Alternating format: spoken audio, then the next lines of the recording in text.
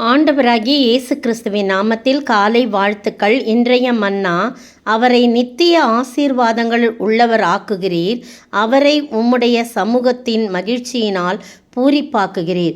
சங்கீதம் 21 வசனம் 6. அவரைன்னு சொல்லும்போது இங்கு தாவீது ராஜாவை குறிக்கப்படுவதாக இருக்கிறது. முதல் வசனம் பாருங்க, இது கர்த்தாவே உம்முடைய வல்லமையிலே ராஜா மகிழ்ச்சியாக இருக்கிறார், உம்முடைய ரட்சிப்பிலே எவ்வளவாய் களி கூறுகிறார்.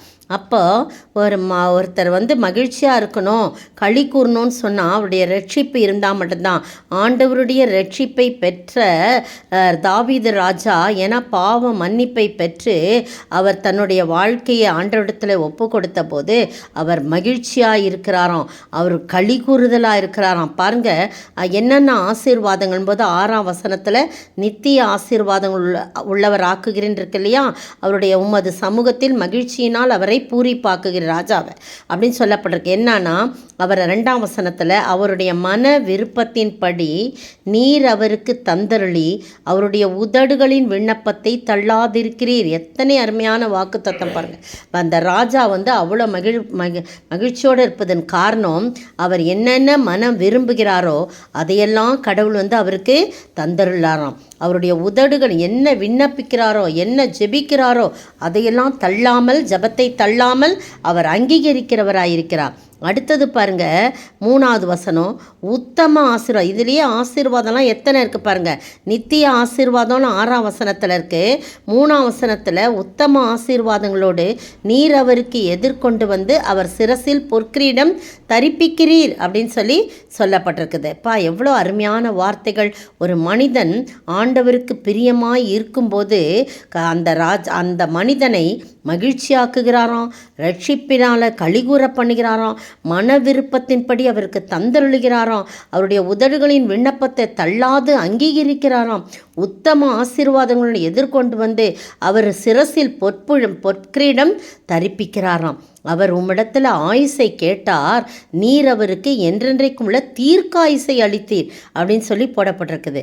உமது ரட்சிப்பினால் அவர் மகிமை பெரிதாயிருக்கிறது, மேன்மையும் மகத்துவத்தையும் அவருக்கு அருளினீர். எவ்வளவு ஆசீர்வாதம். இதெல்லாம் தான் அந்த நித்திய ஆசீர்வாதங்களா உள்ளவர் ஆக்குகிறீர், அவரை உம்முடைய சமூகத்திலே மகிழ்ச்சியினால் பூரிப்பாக்குகிறீர் அப்படின்னு சொல்லப்படுது. ஏன்னா 7ஆம் வசனம், ராஜா கர்த்தர் மேல் நம்பிக்கையாக இருக்கிறார், உன்னதமானவருடைய தயவினால் அவர் அசைக்கப்படா இருக்கிறார். அப்போ எந்த ஒரு மனிதன் கர்த்தர் மேல் நம்பிக்கையாக இருக்காரோ அவருக்கு இத்தனை விதமான ஆசீர்வாதம் கொடுப்பார்.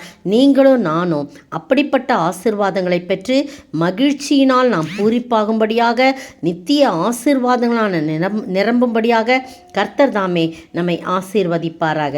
ஆமேன்.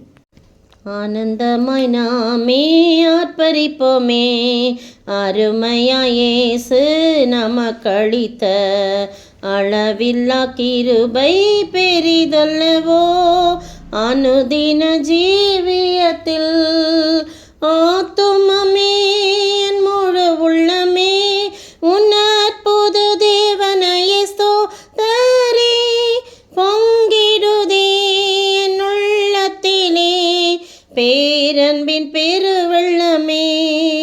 ஸ்தோத்தரிக்கிற ஆண்டவரே, துதிக்கிற ராஜா, வாழ்த்துகிற வணங்கிறப்பா தகப்பனே, நீர் எத்தனை ஆசீர்வாதங்களோடு ஆண்டவரே கத்தாவே, நீர் கத்தாவே தாவீதை ஆசீர்வதிக்கிறீர் ஆண்டவரே.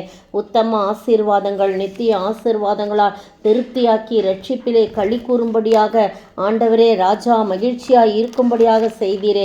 அதுபோல நாங்களும் கூட கர்த்தாவே மீது நம்பிக்கையாக இருக்கும், அதன் மூலமாக ஆண்டவரே இத்தனை ஆசீர்வாதங்களை நாங்களும் பெற்று வாழ நீர் கிருபை செய்ய வேண்டும் என்று கர்த்தரும் மீட்பரும் ராஜாவுமாகிய இயேசு கிறிஸ்துவின் விலையேற பெற்ற நாமத்தில் ஜெபிக்கிறேன் பிதாவே, ஆமேன். நேற்றைய பதில், அவருக்கு முன்பாக கொள்ளை நோய் சென்றது, அவர் அடிகளிலிருந்து எரிபந்தமான காய்ச்சல் புறப்பட்டது. ஆபகுக் 3 வசனம் 5. இன்றைய கேள்வி, நீர் எப்படி எங்கு நடந்தீர்? எப்படி யாரை என்ன செய்தீர்? நீர் எப்படி எங்கு நடந்தீர்? எப்படி யாரை என்ன செய்தீர்?